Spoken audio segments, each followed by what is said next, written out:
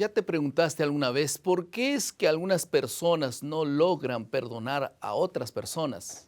Existe un senso de superioridad. Ellos dicen, yo nunca haría aquello que él hizo. ¿Cómo es que él hizo una cosa como esa?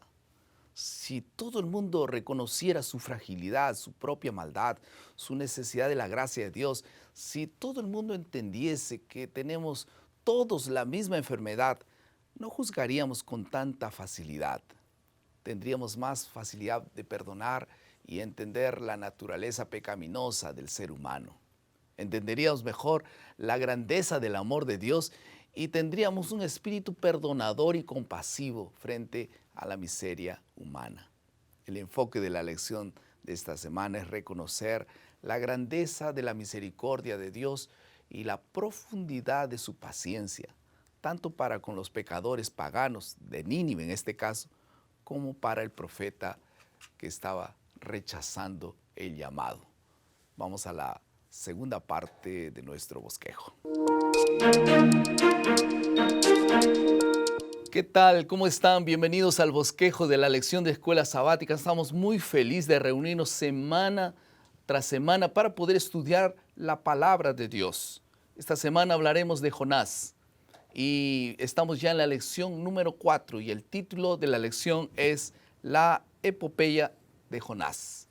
Para poder comentar esta lección está una vez más con nosotros el pastor Everton Donato, quien es el director de Ministerio Personal de la División Sudamericana. Bienvenido, pastor. Gracias, pastor. Un gusto una vez más. Vamos a orar para que Dios nos bendiga, nos acompañe en este estudio. Y usted también allí donde está, incline su rostro, vamos a hacer una oración. Gracias, Señor, por tus bendiciones y por el estudio de tu palabra. Esté con nosotros en nombre de Jesús.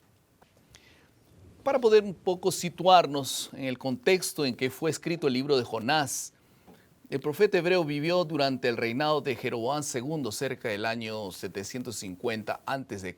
Esta referencia está en 2 Reyes, capítulo 14, versículo 25. Y esta semana vamos a hablar de dos asuntos.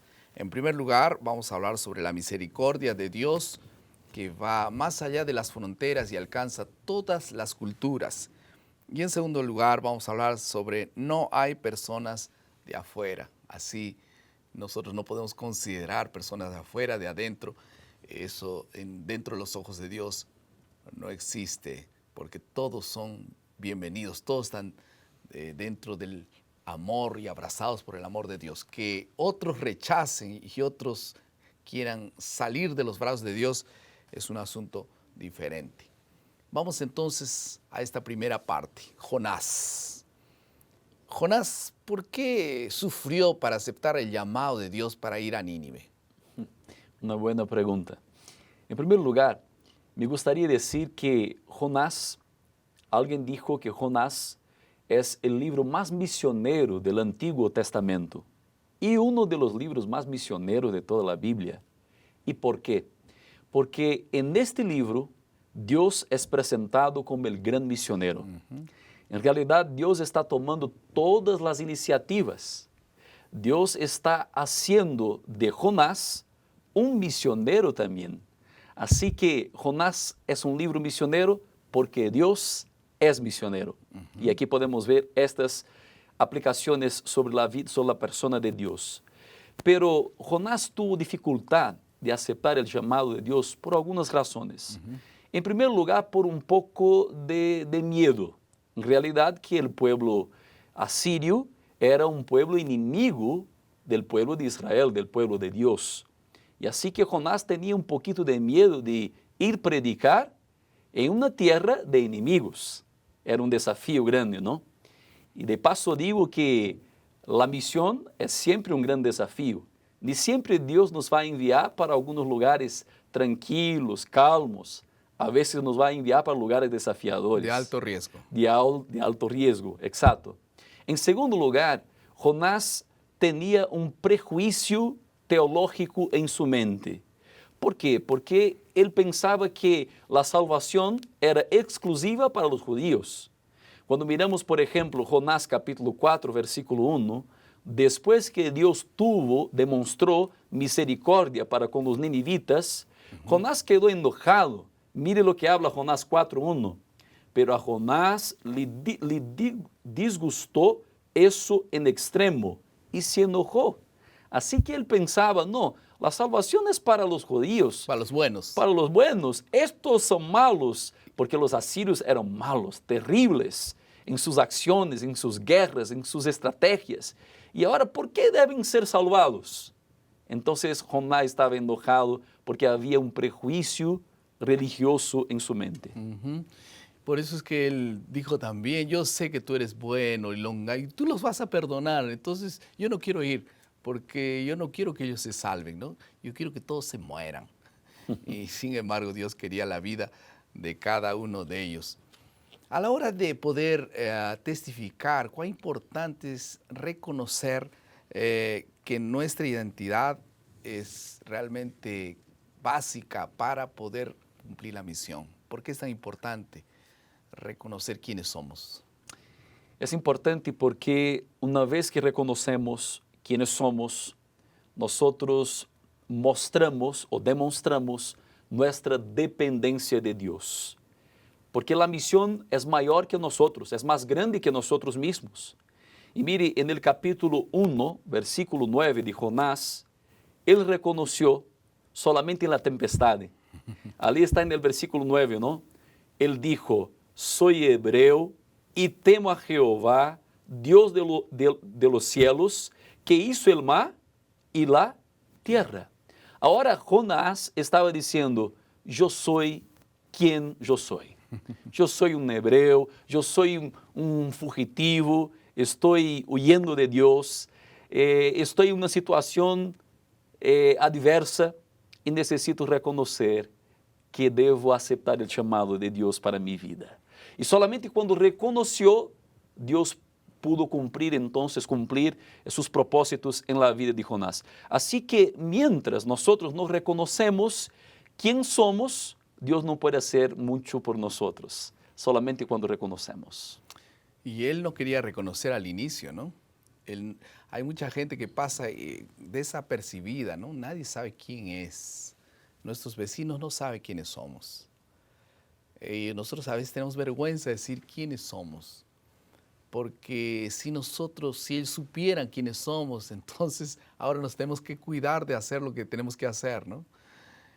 Pero nosotros justamente decimos quiénes somos, hijos de Dios, nosotros somos adventistas del séptimo día, tenemos una misión de cumplir. Y entonces, ¿por qué no nos dijeron cuál es la misión? ¿A dónde realmente ustedes quieren que nosotros podamos llegar? Todos queremos llegar para el cielo. Por eso es importante reconocer nuestra identidad. ¿Para qué existimos? ¿Por qué somos adventistas? Es porque recibimos la gracia, recibimos la doctrina que Dios quiere que vivamos. No es solo para eso, ¿no? Es para compartir la verdad que Dios expresó en su palabra. No somos diferentes de los demás, no tenemos las mismas debilidades, no tenemos ni una cosa superior a nadie. Lo que nos hace diferentes es simplemente la gracia de Dios y la misericordia que nos concede la posibilidad de tener la verdad.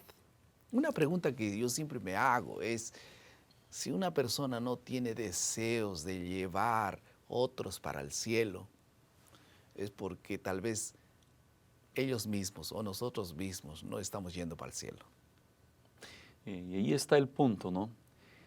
Tenemos que reconocer quiénes somos, porque si reconocemos que somos hijos de Dios, si reconocemos que somos sus discípulos, vamos a tener placer, vamos a estar motivados, entusiasmados para cumplir esta misión, porque somos hijos del Rey. Y ahora Jonás llegó a Nínive, el pez lo vomitó en la orilla del mar. Él entró, dice, caminó mucho, era una gran ciudad, malvada y de hecho difícil de convivir. Y él comenzó a predicar el Evangelio. ¿Cuál era el mensaje de Jonás? Era un mensaje de arrepentimiento, ¿no? Y ahí está, ¿no? Y ahí está, el texto bíblico habla, ¿no? porque ele habla de arrepentimiento para que los ninivitas abandonen sus caminos malos y puedan arrepentirse. Pero cuando se arrepintieron, Jonás no quedó contento con su arrepentimiento, ¿no? Algo extraño para un evangelista, ¿no? Porque todo que un evangelista desea, un misionero que predica la palabra, es que se arrepientan. Yo creo que Jonás no estaba esperando que se arrepientan. Él decía, estos no se van a arrepentir, son tan malos, voy a cumplir lo que tengo que hacer. Pero no se van a arrepentir. Y ahí fue la sorpresa para él, ¿no? De hecho. Ellos se arrepintieron. ¿Cuál entonces fue el mayor pecado de Jonás en ese sentido? ¿Por qué es que, qué es lo que realmente motivó a su desobediencia y también a su displicencia por este pueblo? Yo creo, pastor, que aquí encontramos varias situaciones. En primer lugar, para su desobediencia, encontramos ahí el prejuicio religioso que cargaba Jonás. Y esto es muy peligroso porque nosotros no somos mejores que nadie. Tenemos que comprender que el Evangelio es para todos. Mirar de arriba para abajo, ¿no? No podemos. En segundo lugar, yo estoy pensando acá que Jonás estaba preocupado con él mismo. Estaba preocupado con su reputación como profeta. Porque él había predicado que Dios iba a destruir esta ciudad. Y ahora Dios no iba más a destruir esta ciudad porque el pueblo estaba arrepentido ahora. Y los profetas tenían esa consigna, ¿no? Todo lo que profetiza se cumple. Sí, y él estaba pensando en sí mismo, pero no estaba pensando en aquellas personas que habían alcanzado arrepentimiento delante de Dios. Aquí hay un problema serio que nos conduce a la tercera situación, que es la falta de pasión por las almas que tenía Jonás. Jonás estaba predicando el Evangelio, pero no estaba apasionado por estas personas. Y ahí hay un peligro, pastor. Podemos predicar por tradición, podemos predicar por presión, por costumbre, por diferentes situaciones. Por responsabilidad que tenemos. Pero porque hago lo que hago, yo tengo que estar consciente de que estoy predicando porque tengo pasión por la salvación de esas personas. Y por eso estoy dispuesto a sacrificarme por ellas. Y por eso estoy dispuesto a andar una segunda milla por ellas. Así que Jonás, él mismo tenía que comprender que era verdadera salvación. Y Dios trata de explicar para Jonás y de presentar para Jonás su amor cuando él mismo en el libro trabaja con Jonás el asunto de la salvación por la gracia. Empatía, ¿no? ¿Quién no entiende el amor de Dios para con nosotros? Aquella parábola aquel que fue perdonado, ¿no? Si no entendió el perdón y él no quiso perdonar a los demás, si yo no recibí la gracia y yo no quiero dar gracia a los demás, entonces es porque la gracia no me alcanzó todavía. Porque si la gracia me alcanza, yo voy a valorizar lo que la gracia hace por mí y voy a transmitir con alegría, con pasión a los demás. Vamos a pasar a la tercera parte de nuestro bosquejo, que es la aplicación. ¿Qué puede servir estas historias para nuestro diario vivir? ¿Cómo puede aplicarse para nuestras actividades de cada día? Algunas lecciones negativas de la actitud de Jonás, por ejemplo. Jonás despreció a los ninivitas, así como el hijo mayor despreció al hermano menor. Fue rebelde delante de la orden de Dios y escapó de la misión porque deseaba el mal para los asirios. Ese fue un aspecto negativo del profeta como misionero, ¿no? Ahora, el aspecto positivo. Es bueno resaltar que él no quedó con esa imagen, porque cuando fue tragado por el pez, él admitió sus errores y delante de los marineros declaró su fe a Dios, en Dios, enfrentó las consecuencias de sus actos y al pedir que lo tirasen al mar, él fue humillado y en el vientre del pez él se dispuso a cumplir la orden de Dios. Gracias a Dios que esa parte podemos también imitarla. ¿Alguna otra aplicación? Pastor, la gracia de Dios es abundante. Es abundante para alcanzar los ninivitas y para alcanzar también a su profeta, a un creyente. Pero en segundo lugar, yo diría que la otra aplicación es que Dios, a través de su gracia, puede transformar cualquier persona en un gran misionero. Así que nosotros podemos disfrutar de la gracia de Dios y podemos ser misioneros donde nosotros estamos. En tu ciudad hay ninivitas espirituales que necesitan conocer la palabra de Dios. Dios nos puede transformar en grandes Jonás convertidos en los días de hoy. Nunca debiéramos despreciar las personas que creemos que nunca se van a salvar. Dios tiene planes para todos. La caña cascada, habla la Biblia, el pabilo humeante. Nunca, si no se apagó, porque Dios todavía tiene una oportunidad. Vamos ahora a escuchar el comentario del autor de la lección, que va a resumir en esta parte la lección de esta semana. Sometimes God does call. A veces Dios llama a misioneros a ir a misiones extrañas. Piensen en Jonás, por ejemplo. Esa debe ser una de las historias favoritas de la Biblia. Por causa de la gran cantidad de acción, a los niños les gusta escucharla, de hecho. Todo el drama y la acción de Jonás. Pero cuando nosotros, adultos, prestamos atención a la historia, nos damos cuenta cuán anormal fue la situación. En la experiencia del antiguo Israel, la población vecina debía ir hacia Israel, a la luz del monte y aprender de Dios.